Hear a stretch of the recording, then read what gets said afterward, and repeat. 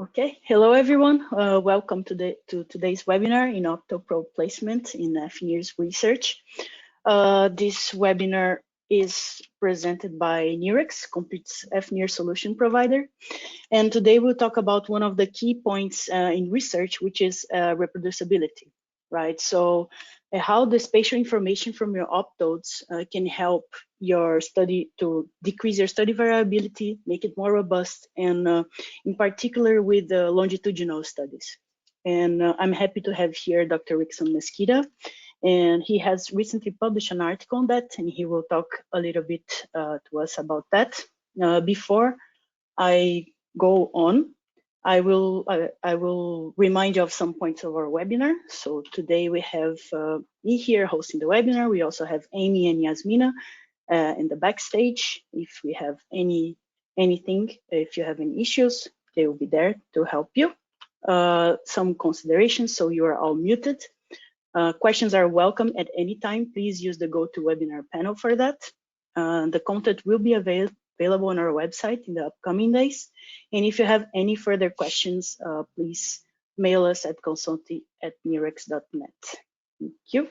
So thank you very much, Dr. Rickson Mesquita, for being here today. Dr. Rickson is an associate professor at the University of Campinas, Unicamp, in Brazil. He leads the biomedical optics lab at Unicamp, and he's also a member of the education committee for the Society for fNIRS. And I have met Rickson. Actually, he leads one of the fNIRS courses in Brazil, and I have met him when I started in the fNIRS field a while ago when I started my PhD. So it's truly a pleasure to have you here today, Rickson. Thank you very much. Stage is yours. Okay, so yes, good morning or good afternoon, good evening, depending on where you are. And then thanks for the kind introduction, Maria. Let me just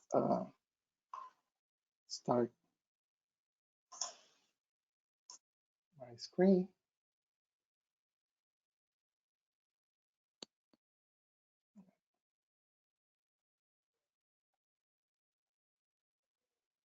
Oops.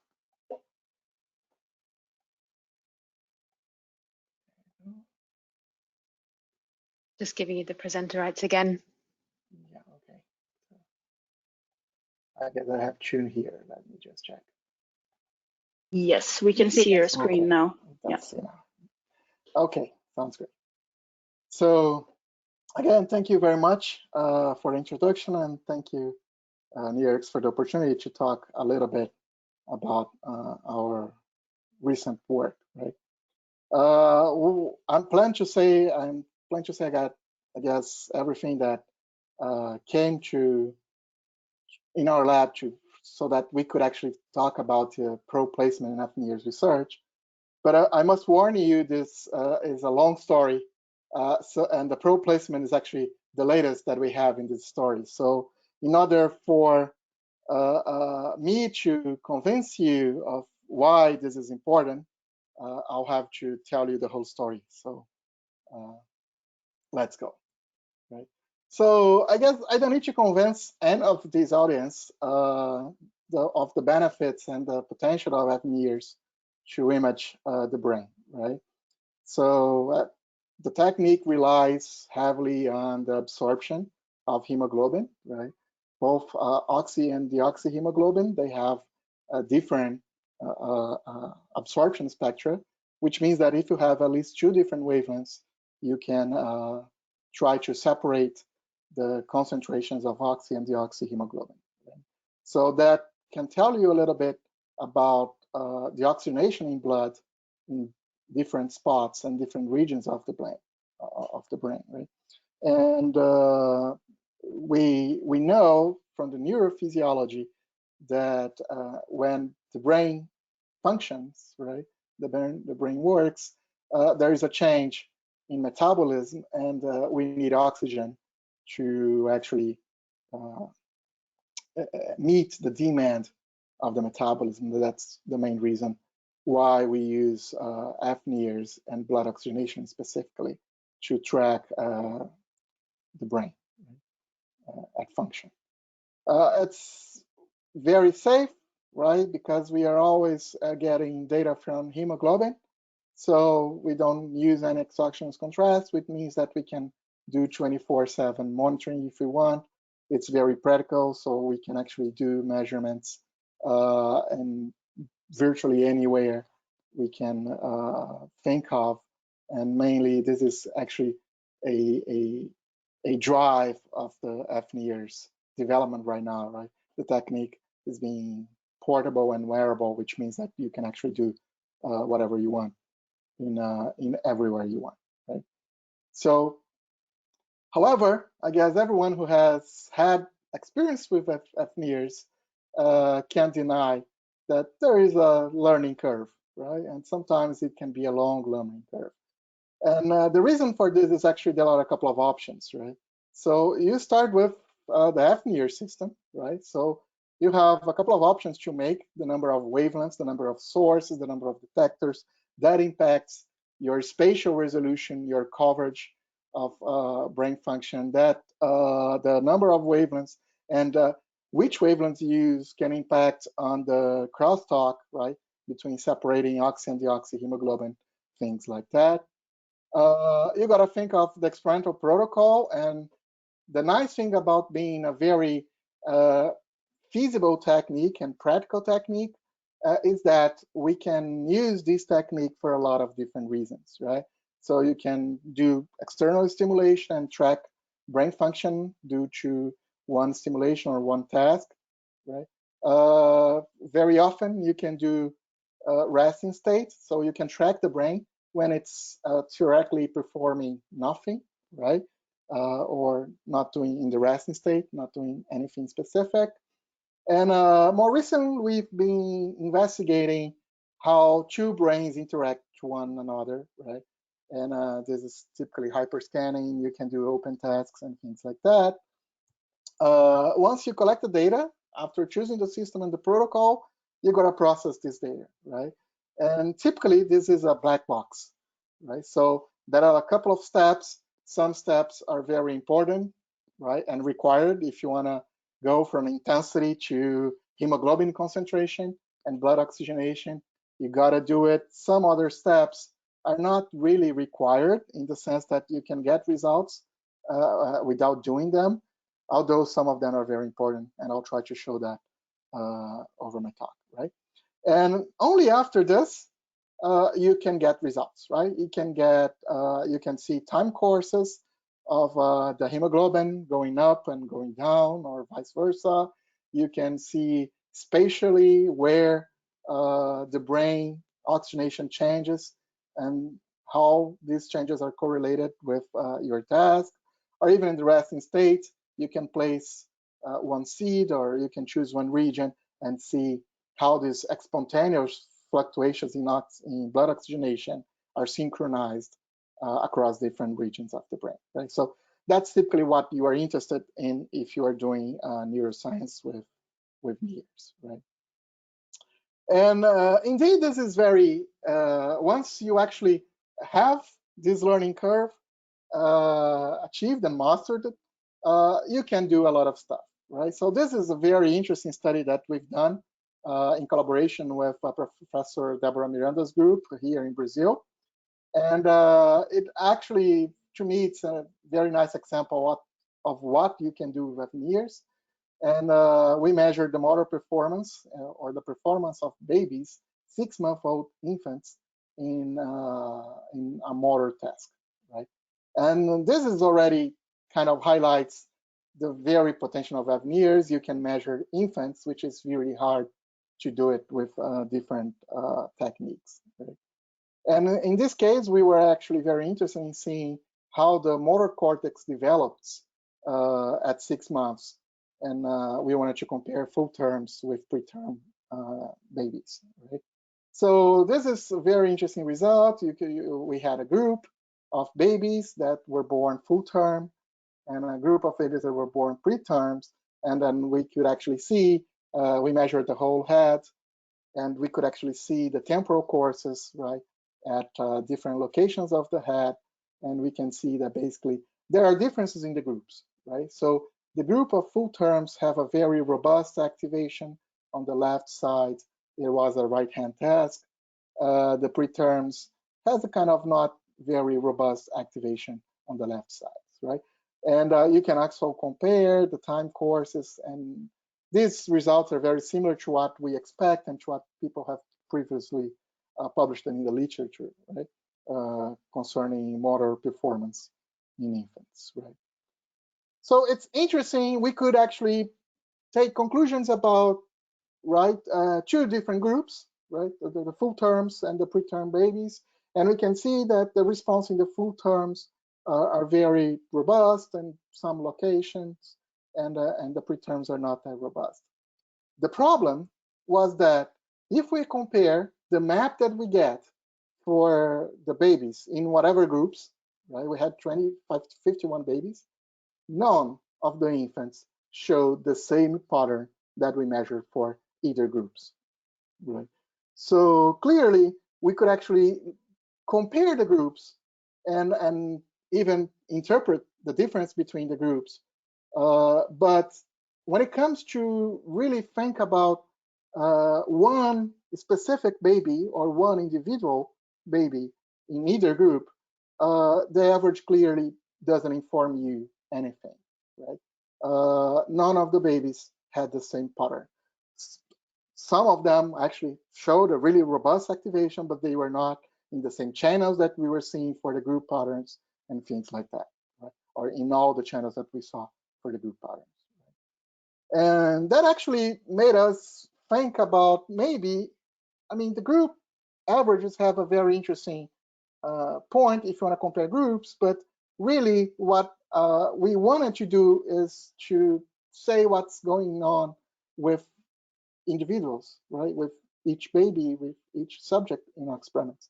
So that's why in that publication from on, right, until now, we prefer to start publishing frequency maps instead of group averages, because in a frequency map, you are not showing just a group pattern response that no babies correspond to, but you are looking at channel by channel where most of the population do respond, right?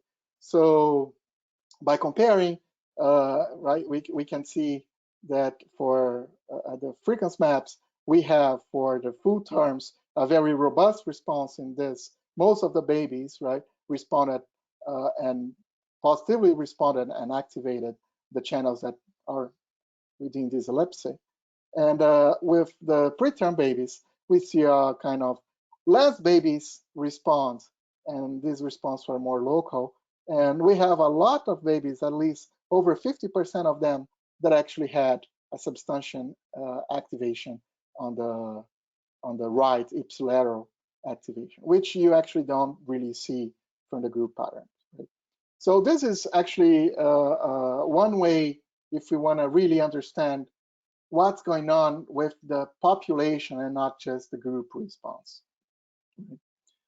But still, it doesn't tell you the whole story, because the story is a little bit more complicated if you want to really think about the individual, right, and the one or any specific subject within the group. Right? So this is another study, and this is another result. It's a very simple protocol. It's a finger tapping, healthy adults, right? And if you look at the group response again, you see exactly what you expect, right? Even with very few subjects, right? Here we had only 5 subjects. And then if you actually put these 5 subjects into a group, you can see a very localized motor response to finger tapping in the right motor cortex, right? It's very local. You can see the time courses. You can see that the 2-second stimulation of finger tapping does induce an increase in oxy and a decrease in the oxyhemoglobin in every single channel that we see in the group.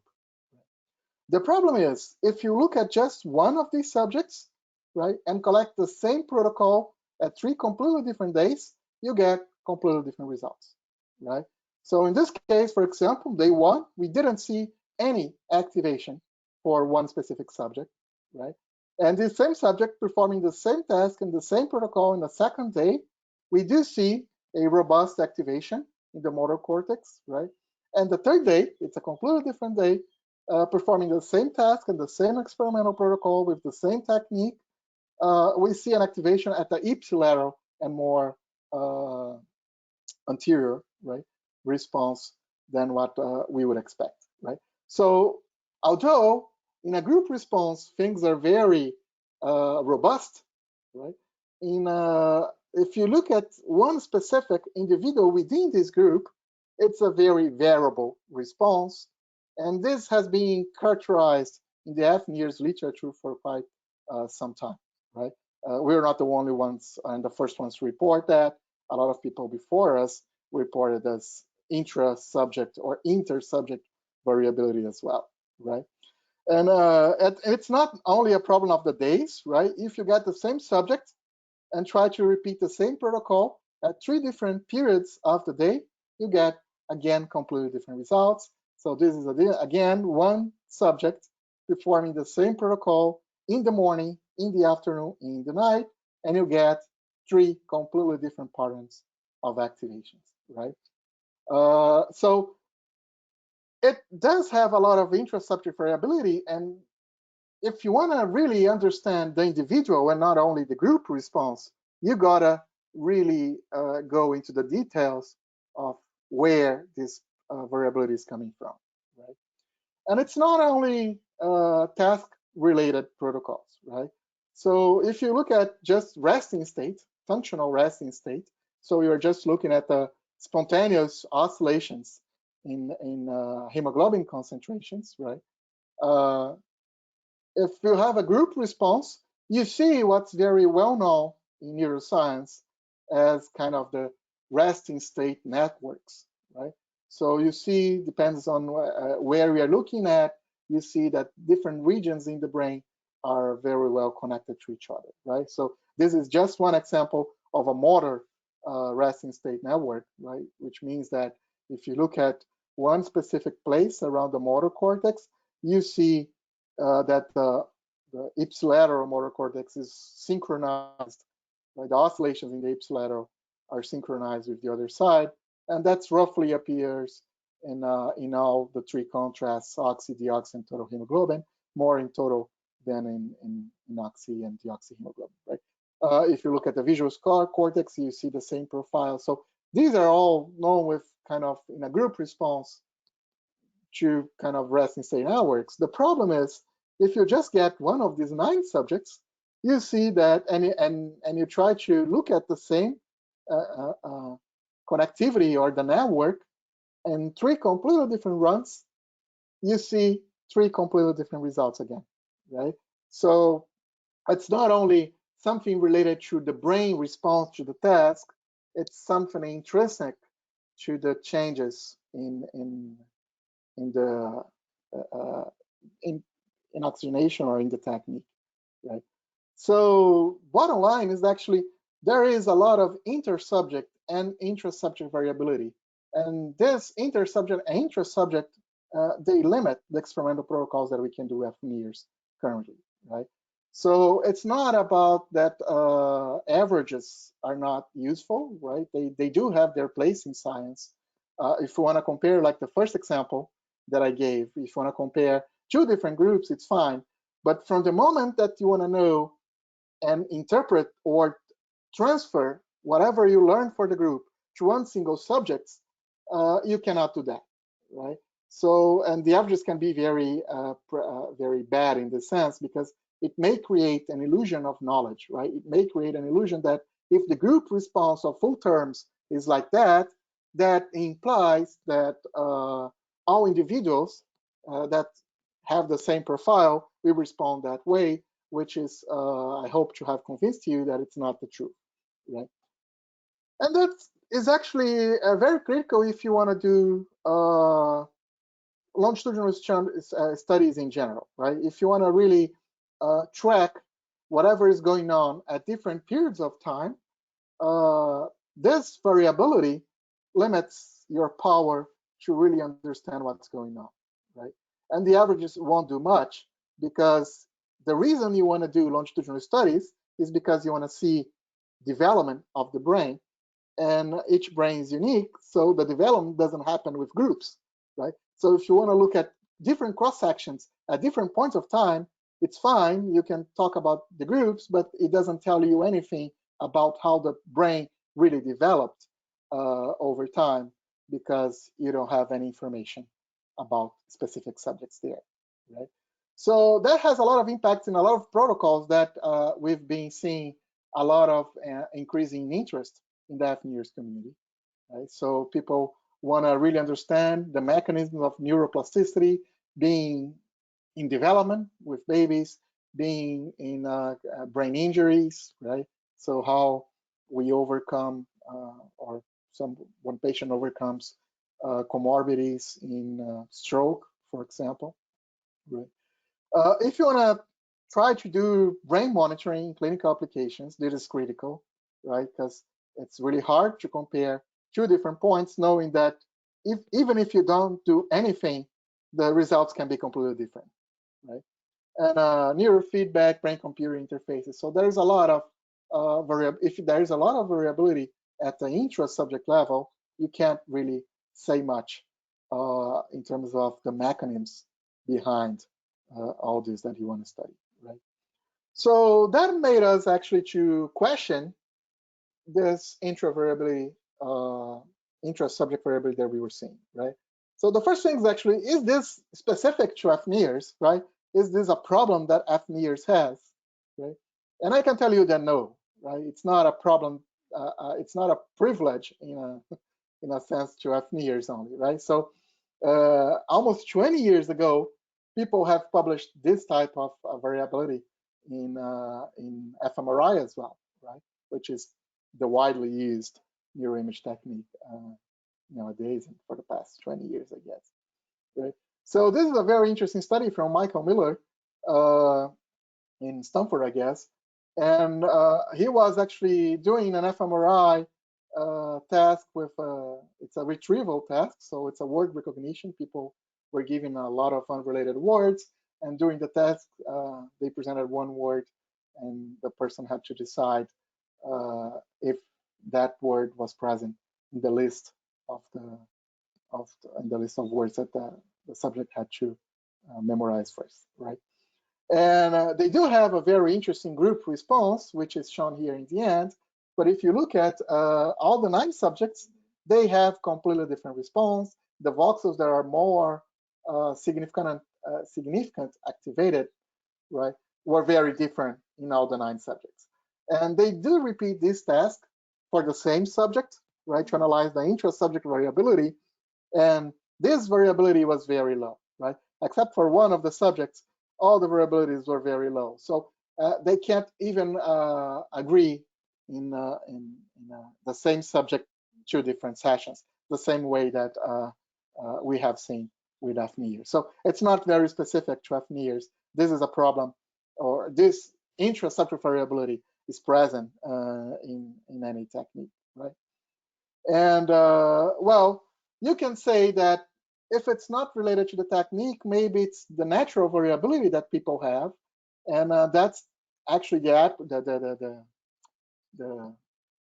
main explanation that people have been using, right?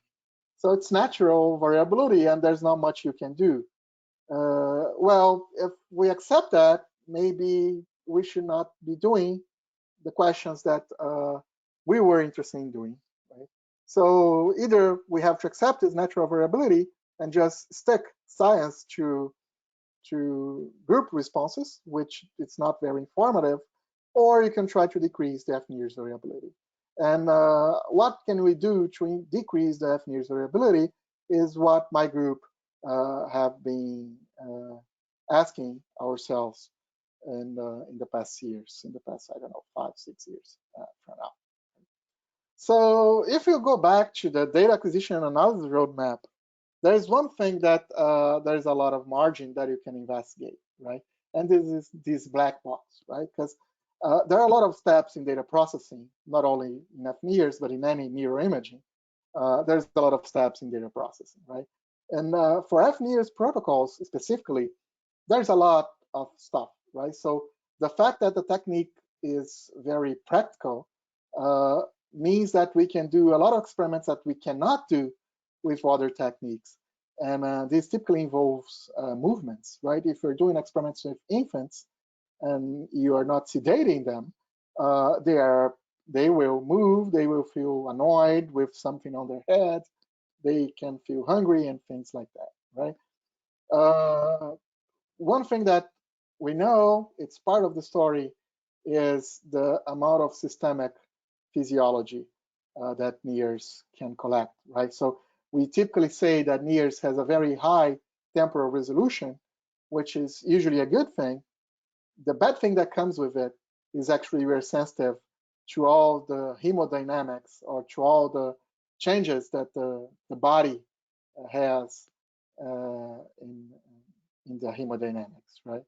So all the systemic physiology, heart rate and heartbeat, right, and cardiac cycles and things like that, blood pressure, right, they all, to some level, increase or decrease the amount of blood and therefore the amount of oxygenation present in the blood, right?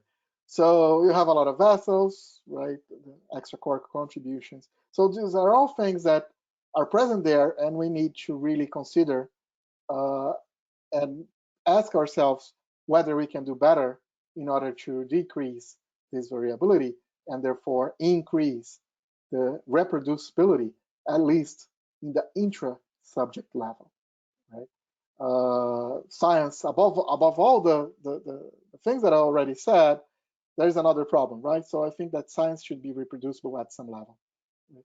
And this reproducibility crisis is one of the big things in neuroscience nowadays. People have been forcing to share their data and put their data in open banks and things like that, so that we can force science to be reproducible. But we need to really think what this reproducible lack of reproducibility is coming from, and I guess a large part of this is coming from the intra-variability as well. Right. So can we open this black box? And that's what we started doing, right? So we started actually looking at the different steps and how we could actually look at this, right? So the first one, it's the most obvious one, it's the motion artifacts, right? So this is one example in a completely different study of a reading task in over 50 subjects, healthy subjects, right? And they perform a reading task in two different ways. One, they were forced to read aloud the passage for 10 seconds, and the other way, they had to read silently passage for 10 seconds, for the same 10 seconds, right? And if you look at the results and ignore all the motion that can come from the data, you see that these reading aloud and reading silently tasks, they do have different frequency maps across the whole population, right? So most subjects do have an increase, right, in oxyhemoglobin and a decrease in the oxyhemoglobin on the right temporal lobe and on the left, but the parietal cortices are very variable in the tasks, right? If you look at the group average, it doesn't help much again, right? So you see a completely different profile between these two tasks, right? And people in speech, they do have a lot of explanations why reading aloud shows different mechanisms, and reading silently is a completely different task from reading aloud. So there are different mechanisms, and that's the interpretation from the group results they have, right? The things that basically, if you look at this more carefully at the time courses, you have different sources of motion artifacts, and we actually try to investigate what are the type of motion artifacts that actually disrupts reproducibility in the data, right? And we went to a very dramatic tasks, because every time we speak, we have the motion, right, of the muscles in the face, and this can induce motion in the optodes, mainly in the frontal lobe, but also in different positions of the head, right? So we identified for speech tasks, right, two main types of artifacts. One, that it's repetitive, that's related to the motion of the lips, right? And also the mechanisms of speaking. And the other one that's very common in any fNIRS experiment, which is a sudden bump, right, from a baseline level, right?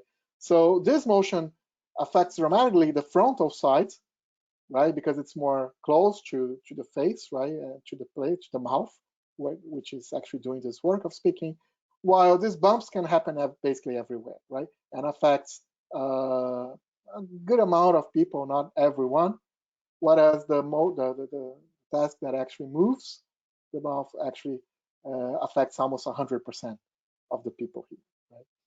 So if you really are not attentive to this type of motions, you may analyze the data and you conclude that the groups are different and the two really mechanisms can be different. And maybe they're not different at all. It's just a question that you're analyzing data, and somehow, despite the fact that they should be random tasks, not all of the tasks are random, right? Every time you're speaking, this is correlated with your stimulus, and so there might be something that it's systemic or systematic to the analysis that you're doing, right? So we have two different approaches. We can either collect independent information of motion using accelerometers, for example, or we can try to look at the algorithms for motion correction. In this case specifically, we didn't have accelerometers in the probe, so we try to look at algorithms that can actually identify this motion and correct them, right? And there is a lot of different algorithms out there. Some of them are very not useful, right? So people try to propose correlation-based and force responses to be to go up or to go down and to be locked in time, which again removes all the variability that we have in the data. So that's in our reasoning not the good way to go. So we try to do the most general algorithms, right? So the spline interpolation and wavelet algorithm to remove motion artifacts. And it turns out that they do a good job, but they have limitations as any technique, right? So the wavelet is very good to remove very fast changes, but once you have sudden bumps that can disrupt the baseline, the wavelet can introduce slow variations, right? At the same time, the spline can really easily remove these sudden bumps, but doesn't deal very well with a very high frequency type of artifacts, right? So you can actually try to gather what's good for everyone and try to work as a hybrid algorithm, right? Like using first the spline to get rid of the sudden bumps, right? And remove any potential for slow variations, and then you can use the wavelet to remove the sudden bumps, right? So this is something that we looked at, and we arrived at this procedure as a good way to remove motion artifacts. Independently, other people have done that. Lorenzo have shown and arrived at the same conclusion independently, right? That if you're doing this hybrid spline plus wavelet algorithm, that it's the more effective way to remove motion artifacts. And once you do that, what you see is actually the reproducibility of the two stacks that were not very good. Once you take care, right, the motion artifacts with the hybrid algorithms, you have a way more reproducible tasks in different regions, and more importantly, the true reading tasks show the same activations at least with the same proportion, which should be because we're talking about the same subjects, right? And we see basically the same profile of activation, right?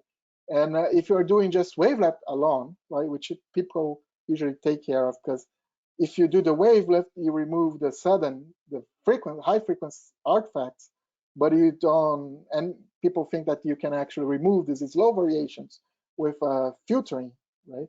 But apparently it's not very effective. The wavelet doesn't induce a high reproducibility within the group the same way that the hybrid algorithm does, right? So this actually shows that motion artifacts is important too. You can actually get rid of at least most of them with a hybrid algorithm using spline, then wavelength, and 3, once you do that, you don't see much difference between the way people can read, right? So, which may have implications in speech science. And not only spatially, there's agreement between the two ways of reading, but also if you look at the temporal series, you see a lot of agreement as well, right? In all the regions, all the main regions of interest related to the speech, if you compare the temporal course of oxyhemoglobin or of deoxyhemoglobin, what you see is the same profile of response in a temporal way, which you cannot reproduce without motion correction of these subjects, right? So, I mean, we have a good way to remove motion artifacts, and by removing the motion artifacts, we can remove part of the variability, as we've seen here, right? The variability is smaller, at least within subjects. The inter-subject variation is way smaller, right? The other contribution that you can think of is a contribution that we haven't contributed much, but a lot of people have contributed in fNIRS literature, which is the contributions of systemic physiology and extracortical hemodynamics, right? And the reasoning behind that is the fact that fNIRS is sensitive to extracortical hemodynamics, right? We like to say a lot of the times in a lot of papers that fNIRS measures cortical activation. Well, that's not necessarily true, right? Because when you are actually putting your optodes above the skin, right, and the cortex is way down, there are a lot of things in between the scalp and the cortex, and a lot of vessels in between the scalp and the cortex that contains hemoglobin. So whatever you are detecting at the other side from the scalp, you are also detecting hemoglobin coming from these vessels, and not just from the vessels that are related to the brain, right? So if you look at the vessels and the diagrams, right, of the arteries actually that feed hemoglobin into the tissue, brain tissue, you see that there are a lot of different ways. But one thing that there are a lot of different veins and vessels. But one of the important things is actually the control, the power to control flow into the tissue comes mainly from the arteries, because they are the compliance of the arteries are larger than the compliance of the capillaries and the veins. So they can actually expand and contract, and therefore control the pressure, and therefore the flow, and therefore the hemoglobin concentration going into the capillaries, and then the oxygen going into the tissue, right? So most of this potential is outside of the cortex, right? In the pile arteries, in the large cerebral, 60%, and that's an estimate from Yadikola's paper on microscopy results. Okay. So if these vessels, these arteries outside the brain, they are very prone, they have a larger compliance. That means that they are more prone to systemic changes, right? Because that's what the body, the systemic part of the body tries to do, right? Expand and dilate the vessels or contract the vessels in order to control the amount of flow going in. So whatever changes in blood pressure, in cardiac cycle that we have, that the heart implies or does, right? That will change the systemic physiology, and therefore will change the amount of blood oxygenation that you are measuring. And that's not related to the cortex at all, right? Or at least not directly related to the cortex, right? And that actually that actually changes the results. We've seen that over 10 years ago, even in the resting state when there's no task related, right? So if you don't remove blood pressure contributions, you see a lot of channels that are related, that you think there is synchronous to the region that you are interested, but they are not really synchronous. It's just the systemic physiology is global, right, and affects different regions of the brain at the same time. So that induces a synchrony that it's not related to the brain, it's just related to the systemic physiology, right? So without removing, taking care of this blood pressure oscillations, you can't really get good maps at the intra-subject level, right? Another study performed by Mire and UCL in Boston, right, just showed the influence of this Mire waves, which are basically the motion, right, the slow motion, the motion of the vessels at a very low frequency, at a slow rate. Right? And every time you have a systemic physiology that has a lot of this systemic Mire waves, right, that it's larger, it can disrupt completely the change that you can see in the task related, right, because it affects basically the power of fNIRS to really detect the changes in hemoglobin that should be related to the task, right? And we do have in the community a lot of different ways to deal with this. There are a lot of different approaches, right? And one very interesting paper that it's a very recent paper, and whoever is interested in this topic, I recommend this new paper from Rickson Mesquita from Pittsburgh, at Huppert's lab from last year, that compares the different approaches that people came out right in the past years to deal with this systemic physiology and extracortical contributions. And what he shows is that short separation channels is the most effective way that we have to deal with these extracortical contributions, right? So it does require independent measurements at with sources or with a detector very close to the source, or with one source very close to one detector that cannot probe the cortex, and you can regress out the extracortical influence from there, right? But even if we do that, and some people have shown that there are aspects of systemic physiology that is not contained in the short separation channels, right? So a lot of these have been shown by Wolf's group and Felix Schalkmans in Switzerland. And so mainly CO2 is an important factor that doesn't seem to be completely contained in the information from the short channels, right? So independent measures of systemic physiology may be important, right? The idea of you have a systemic physiology augmented, or SPA-NIRS, as they call it in Switzerland. So, I mean, there are a couple of ways that you can deal with that. The fact is, if you don't do it, you are prone to a lot of variations that is coming from the systemic physiology. And even the same person will have a cardiac cycle, right? That will, and their systemic physiology will change in different times of the days and even in different days, right? So if you don't account for that, that will also add to the variability that you have, right?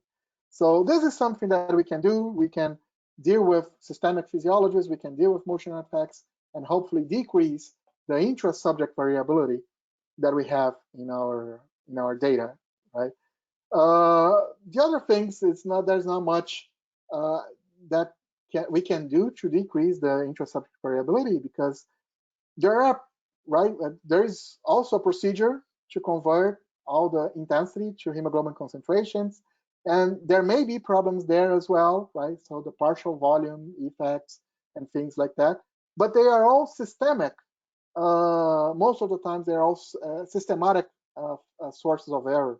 So which means that if they affect quantitatively your data, they will probably not introduce a lot of variability within the same subject, right? Because it's the partial volume is the same for the same subject, because the structure the brain structure is the same for that subject, right? So you can try to improve and decrease this partial volume correction and be more sensitive to brain activation, but you won't really decrease variability from that, right? So there's not much that at least I can see that we can do in data processing at this point. So the question is, can we do something harder related to the hardware as well, right? And one big source of problems that we do have is that the sensitivity to measure changes in the brain depends on where each optode of your probe is, right? So this is a very simple simulation to introduce what I mean. If you have one subject and you put the probe, you can digitize the subject and you know exactly where each optode, each light, and each source and each detector was on the brain, right? If you shift this probe, right, as a whole, 1 centimeter from the original place that you are, you change completely. You can change the location of some optodes, and therefore the location of some channels, right? It's pairs of source detector channels. But most importantly, you affect the sensitivity of the data, right? So you can, by shifting your optodes and your whole probe, right, 1 centimeter, which is not that much actually, right? You can be more sensitive to specific regions than you are when you had your original probe, which means that every time you do a longitudinal studies where you have to put the probe on and then put the probe off and then put the probe on again, you may introducing errors due to the location of each single optode. And it's very easy, even if you have a very nice setup, right, that you try to constrict the relative positions between each source and each detector or each optode in general, you may have a whole shift of the probe just by the fact of putting off and then putting the probe on again, right? So this is just Monte Carlo simulations, and although it doesn't look like very different, if you look at the voxels and the sensitivity of all the different voxels that you are probing on the cortex, you see that some voxels are way more. By shifting 1 centimeter, I was more sensitive to a lot of voxels, or a lot of voxels were more sensitive to the region where I wanted to probe. In this case, was the parietal cortex. So that can change your NIRS result by a lot, right? And that drove us actually to, well, if we want to decrease the intra-subject variability even further, maybe we should look at, and more importantly, track optode placement on the head, right? So how we can do that? The idea is basically we need to be able to neuronavigate across the brain before the experiment, because after the experiment was done, there's not much I can do, right? I already, with algorithms, right, with motion correction, with systemic physiology, I can deal with that after the data collection, but with optode placement, I need to do that before data collection, right? So we actually developed a whole framework, and we partnered with a group that had a lot of experience in computational vision, right? And in the electrical engineering department here at the University of Campinas. And we came up with a very, it looks complicated, right? Flow chart to really track probe position over time. And I'm not going to go into the details, right? The details are in the paper that was recently published.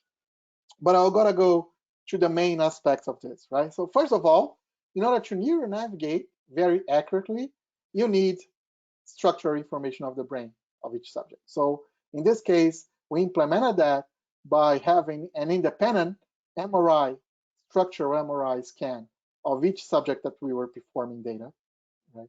And then after we have this kind of data, we can try to look at landmarks and anatomical landmarks, because I need to correlate or co-register whatever the structures that I have in the real brain that we know we have an image from MRI with the image brain that we have from the MRI with the real brain that it's there, right, during the experiment.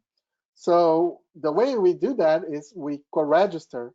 We use a digitizer. We add another hardware to the fNIRS setup, right? And we use a digitizer. In our case, we actually designed all the system to be compatible with the Pohilmus Fast Track digitizer.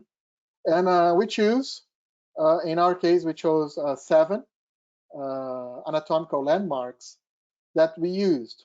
And then based on the position on the real head and the position of these anatomical landmarks on the image, the MRI image, we could actually transfer, right? We can actually navigate from the real space to the image space there, right? And with that, we can actually feedback to the user and based on the image, on the MRI image, where the person is right now. And because we wanted to do this in real time, right, we had to do this with a very fast rendering algorithm, because structural images and 3D structural images can be very computationally intensive, right? So they came up with our partners, our collaborators came up with a raycasting rendering technique, right, which is standard. But the idea is actually you can linearly trace where you are, and then it's just a matter of finding the depth that you want to see where you are, right? So this is the way that the neuro time navigation system works, right? You have a digitizer here, and on the right, you have a digitizer here, and then you can, at the end, see the image both in 3D and also the MRI scans if you are used to anatomical, to the brain anatomy. You can easily find regions. And then you can trace not only from the bottom, but you can also trace from the top. So that allows you to see exactly where where you are or where your optode is, right? So this is a movie that shows in real time how this works, right? So you have basically, as you are moving, you see the red cross on the images moving with the probe positioning guide, right? So you can rotate the brain, you can look at different depths from the skin to the cortex, to the internal structures of the brain anatomy, because this is all in the image, in the MRI image, right? So you can, as you are moving the digitizer, you can see the red arrow moving. So in real time, you can feedback where you are, and you can back project that onto the brain and see which Sochi or which gyrus you are on. So that gives you a level of precision, or that should give you a level of precision of at least where you are and the gyrus that you are sensitive to, or the Sochi that you are not sensitive to, if you want. Right? So that allows you to look at this. So it looks like a very nice idea. So we wanted to test that. We did test all the probe positioning or the neuronavigation system, right? So we did that with combined measurements with MRI. So we just placed vitamin E capsules in different places of the brain, and then we could compare the readings of the neuronavigation system with the readings achieved from the brain, and we see that the mean error is about 3 millimeters off, at least from using the 7 landmarks, right? So basically one thing that it's important to say is actually your accuracy is related to how well you can co-register these landmarks, right, here. So we used, in our case, 7 landmarks, and that gives us a decent accuracy of 3 millimeters. If you try to use less landmarks, then it may be less accurate. It may be, no, it is less accurate. So basically, using 7 landmarks, what we see is a mean error of about 3.5 millimeters. And then one thing that we were concerned about was the variability. Does it depend on the expertise of whoever is dealing with the system, right? And the answer is no. So we actually had 4 trained people to track these 5 markers, and we see the standard deviation across the different 5 people of about 1.6 millimeter. So the maximum we found was right ballpark of 2 millimeters of standard deviation from one person doing the registration to a different person doing registration. Right? So that means that if you sum both, you can have a variability of about 2 millimeters, and that's all we care about, because that's really what we want to try to do, minimize the variability of different measurements for the same subject, right? Or if you want to really concern, if you are really on that gyrus, so there is an error of about 3.5 millimeters, 3 to 5 millimeters, I'd say, right? So with that, we actually tried, well, does that lead to really a better reproducibility of fNIRS result? So with that, we tried to collect data from, we did 5 subjects, and we brought 5 subjects at 3 completely independent sessions to perform fNIRS protocol of finger tapping. It's a right rand finger tapping for 2 seconds. And some of the subjects actually we actually brought 10. 5 of these subjects performed the standard approach, which we typically do, or we use it to do here in our lab as well. It's just put the probe on, right, and then put the probe off the day after. When the subject comes back, you put again the probe on. You try to use the 1020 system as your landmark,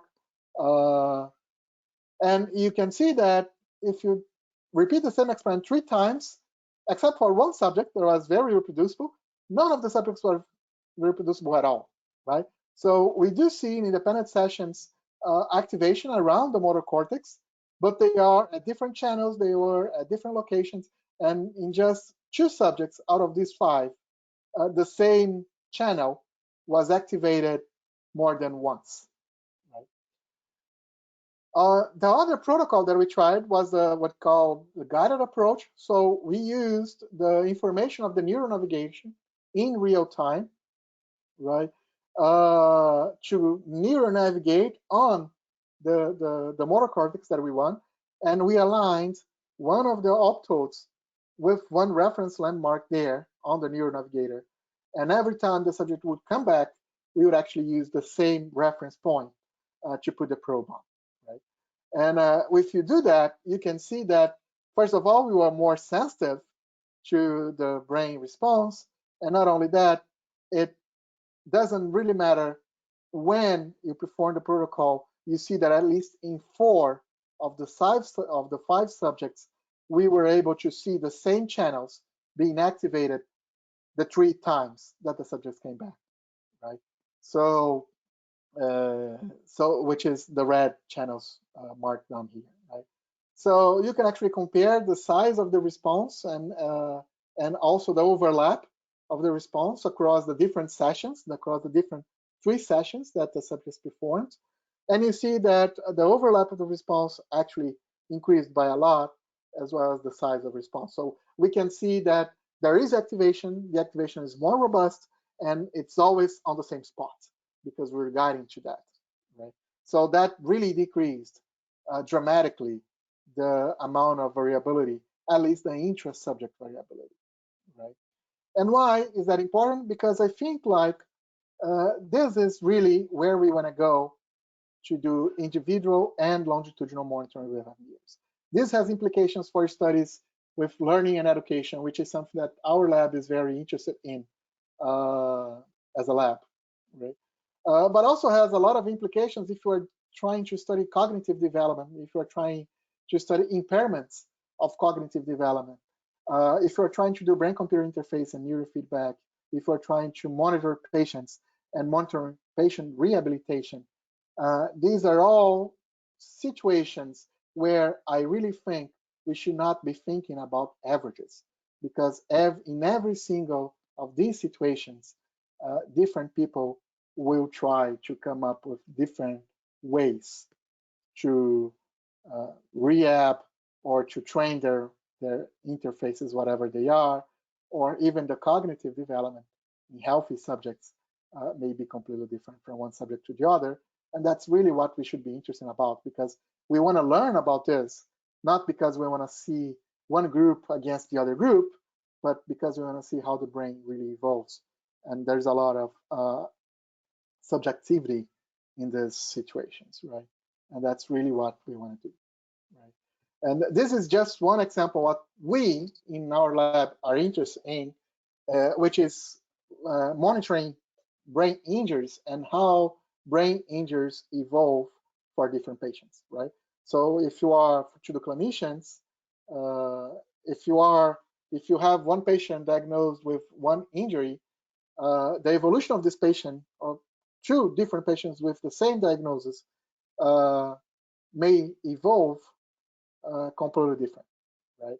And this is something that we have been doing not only with fNIRS, but also with diffuse correlation spectroscopy, or DCS, which is a technique that can actually measure blood flow in addition to hemoglobin concentrations. And there's a lot of variability just because of the technique, and just because you're measuring the brain, you're not sure where you're measuring the brain. But this is a situation that instead of before, or in order to diagnose, you need an image, a CT image. And we want to really be able to see what's going on over time in that injured region of the brain, right? So you do really need to track where you are on the brain. And this is one very specific case where knowing where you are before collecting the data makes the whole difference, right? The neuronavigation can add spatial specificity around the injury. You can do that with patients. For example, ischemic stroke, which is also a huge field of study with fNIRS, right? If one patient was diagnosed with ischemic stroke, you really want to measure the ischemic penumbra, the region around the ischemia, where the ischemia happened. So you need a specificity there, spatial specificity there, right? We are also trying to do that with COVID-19 patients now. We want to monitor these patients that survived COVID. And but I mean, there's a lot of comorbidity associated, even with cognitive impairment, right? So we are interested in trying to follow up with these patients and see how this cognitive impairment and all the comorbidity that they have associated with the disease is permanent or not. And so yeah, so it's important. It's a longitudinal study. You gotta be able to track where you're measuring. Otherwise, you see a lot of variability, and the group response won't tell much about each subject and the specificity of each subject, right? So to conclude, I feel like there's a long road ahead towards monitoring the individual subjects, and I really believe that we want to be interested in individual subjects, right? So this is just one example that I show, right? With resting state functional connectivity, that's also big in fNIRS community right now. We are very interested, and with the average data, we were able to see these resting state networks that seem to be very common to everyone. But the fact is, there is a lot of unique patterns that individuals can have, and they are very unique. They don't have anything of natural variation, right? And we can actually see that by looking at the connectivity patterns for every single subject and using neural networks, for example, to classify. So, and we are able to classify with over 90% accuracy, which means that every single subject, despite the group, resting state networks, every single subject does have very specific patterns, and they are so specific that they can be classifiable, right, with machine learning techniques. So really, there's a lot of individuality that we should be paying attention more than the group responses, right? In order to kind of walk around these roads, there's a lot that can be done, right? One of the things is actually get larger data sets. Unfortunately, COVID didn't allow us to collect more data before that, but we thought that this data with 10 subjects was very convincing for us to publish, and we plan to actually conduct larger studies with larger cohort, but we need the pandemics to go away before, right? We want to generalize the tool, right? It doesn't need to be MRI, and it doesn't even need to be a specific image. Maybe a atlas, right? Like an MRI atlas, like Collins 27, can help us to neuronavigate in a cheaper way, right? And we really want to see the impact of this neuronavigation, along with all the other things, right? The extracortical contribution removal and the removal of motion artifacts. We want to really see the impact of all of this together to longitudinal monitor, so that we can actually be able to monitor at an individual basis, the interest subject, right? So in the end, I do believe that there's a long road, but it may be worth the journey. I just want to end thanking everyone from my group, right? So the Biomedical lab here at the University of Campinas in São Paulo, Brazil. We are mostly kind of a methodological lab. We love doing hardware development, trying to find gadgets that we can put in to very nice fNIRS systems that we have, like the cans and NIRx, and there's a lot of other companies, right? So Artinis, and so we want to really try to add to these companies and work collaboratively with them. We also try to come up with data analysis and work collaboratively with other groups for clinical applications in neuroscience. So I really want to thank all the group. This is a photo of 2019. The photo of 2020 was remote because that's the unfortunate situation we are all going through now. And I really hope everyone is safe. And really finishing, I just want to thank specifically these group of people, because they really worked hard to this neuronavigation. Sergio and Edwin, my PhD students, Professor Tings, who really bought our idea and developed the whole neuronavigation system with her PhD student, Jose Rubienes, and Nicolas and Giovanni, who also helped a lot with data collection. And it's a really hard protocol, right? I want to thank also a lot of collaborators. So UFMG, Professor Deborah Miranda's group, that we perform all our infants data with. Misericordia University in Pennsylvania, where we perform all the speech data collection.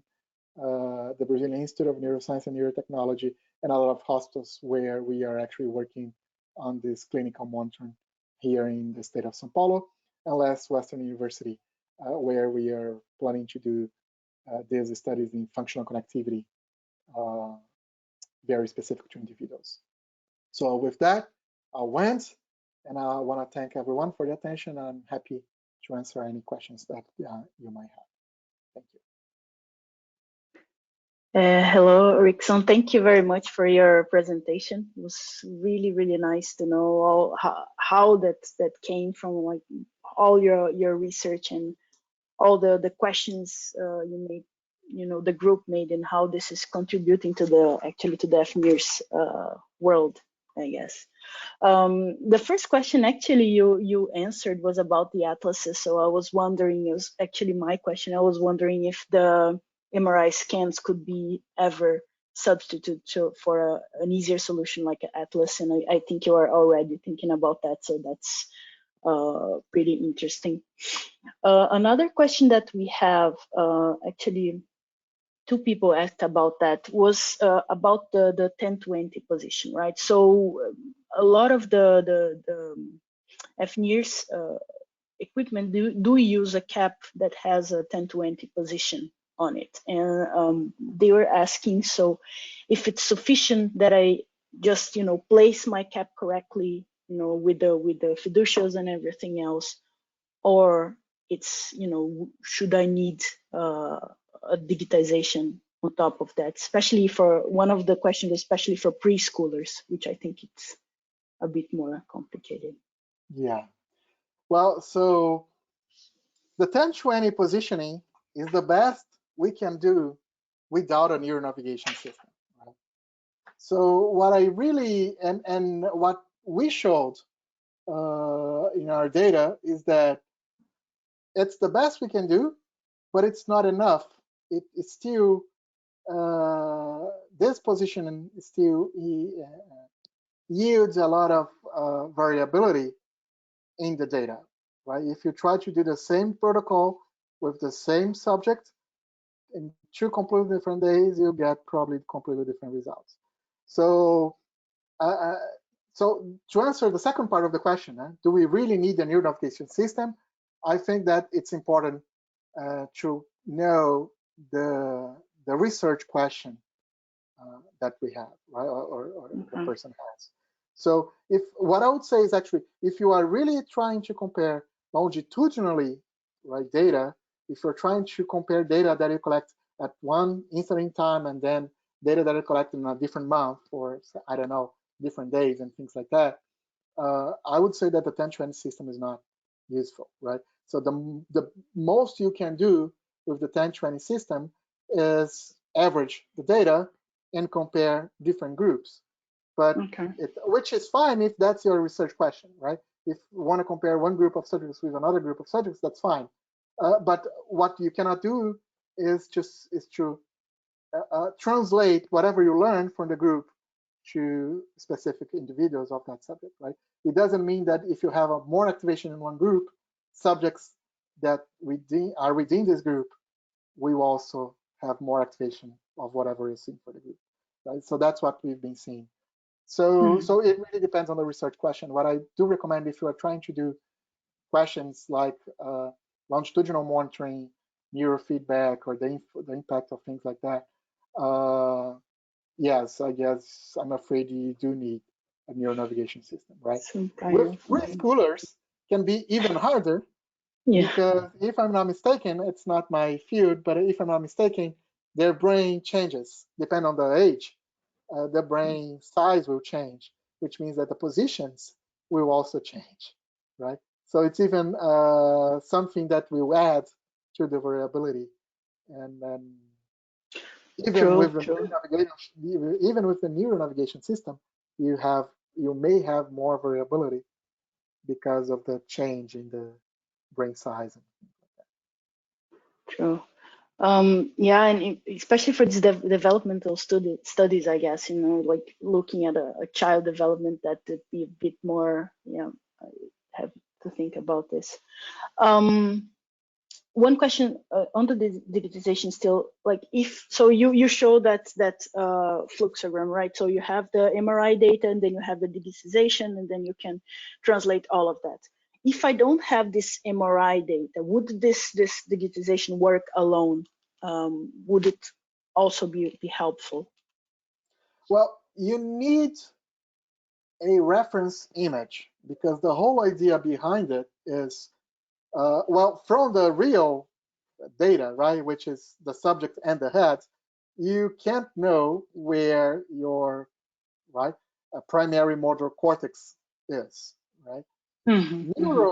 Neurologists are very good in pointing out roughly where it is, right? So before we actually came up with the neuronavigation systems, what we'll do is actually call a neurologist, right, and say, please point to me where the neuronavigation system is, and it's roughly around here, right? So they have a lot of experience with that. Not every people can do this, and so yeah, so that's why you need an image reference that can tell you exactly where I'm just giving an example, or the primary motor cortex is, right? Mm-hmm. And so this image, we chose this image to be the MRI, first because it was an experimental study. So we wanted to have the best structural image we could. In this case, it was a structural MRI. Second, because it was kind of practicity too. The group had a lot of experience with MRI. And for us, it was easier to collect MRI data for these subjects, right? So it was a little bit, it's costly, but in terms of a validation study, to us, it's worth the cost, right? So, and that's what we want to achieve at first. So yes, that's why it's already MRI. It doesn't need to be MRI, right? So for the clinical monitoring now, we are actually trying to develop a version that works with CT, and more specifically with angiotomography CT, because patients that have brain injury, the standard exam in any hospital is the angiogram CT. Yeah, true. So we want to be able to do that. So you lose a little bit of specificity because the image is not that good, but it still can neuronavigate, right? And for functional neuroscience, what we really want to be able to achieve is to use a reference guide, a reference atlas, right? So it doesn't, you need an MRI image. It doesn't need to be the subject's MRI image. So the system can accept any structural image, MRI image right now, right? So you can actually have an atlas, an MRI image collected from an atlas, right? What is the consequence of that? You probably are less accurate in pointing out where you are. But if you are trying to do longitudinal studies, it's not a big problem, because even if you are wrong, at least you are wrong all the times because you're putting the probe at the same spot all the time. So it's a systematic error. It will not contribute to the intra-subject variability. Yeah. So that's why we want to see, but we are still interested in seeing how much error we have, right? So because sometimes you may want to guide the probe or the optode to the primary motor cortex, but it may not be the primary motor cortex, maybe the prefrontal cortex, for example, right?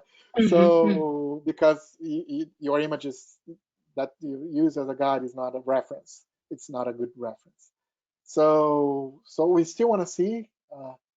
We know that it should be less accurate. We just want to know how much, right, of less accurate. But in terms of longitudinal studies, any image can be used. It would make a bit easier if we could use an atlas and understand the error we are actually making, but it would be the same error for every subject. That's what you're. Okay, yeah, that makes sense.